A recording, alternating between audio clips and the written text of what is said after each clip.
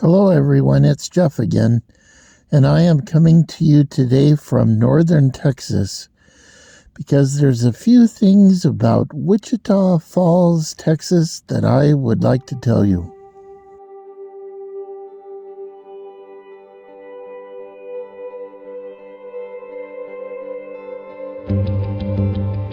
There really is falls in Wichita Falls. On July 26, 1918, oil was discovered in the area, and by the following January, they had 3,000 wells drilled, and there was 8 operating refineries in the area. Oil isn't the only thing this area is known for, though. On the 10th of April 1979, 6 tornadoes went through the town, and some accounts say it was 61 people killed, and other accounts say that it was 45. So take your pick, but it was devastating to the town. When the money began flowing into the economy in 1918, the city found itself severely lacking in office space and space for administrative offices. Boom towns attract the grifters, the con men, and Wichita Falls was no different. They found themselves with a newcomer in town by the name of J.D. McMahon, and he wanted to build a 480-foot, and I emphasize foot, skyscraper in Wichita, which would be the envy of every town for 500 miles.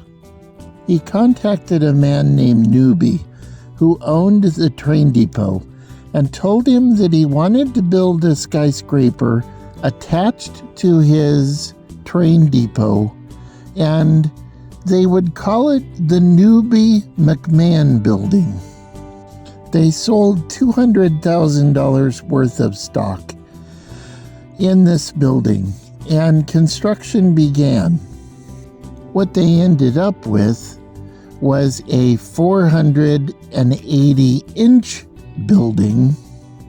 The people who had invested in the building sued immediately, but the case was thrown out of court very quickly because McMahon had all of the paperwork for the building, and it clearly stated 480 inches. It became the big joke that they were swindled, and soon the people were tired of the whole thing and they just wanted it to go away. It was the big joke, the 480-foot skyscraper in Wichita Falls, Texas. Well, the townspeople soon got very sensitive about the whole affair, and they just wanted it to go away. So the building was boarded up and forgotten. There was an extensive fire in it in 1981. In 1979, when the tornadoes went through Wichita Falls, it knocked down a 15-foot section of wall, which was quickly repaired. The original building didn't have stairs. Stairs were added later. The original building only had a ladder because that was all that was required by codes.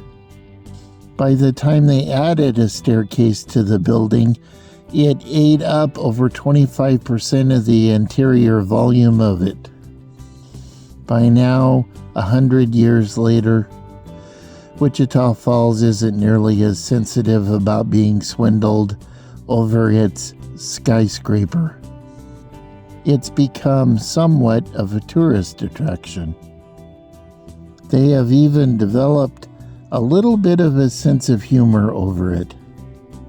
The true definition of a skyscraper is a building that exceeds 100 meters tall. But if you Google world's littlest skyscraper, guess what you find?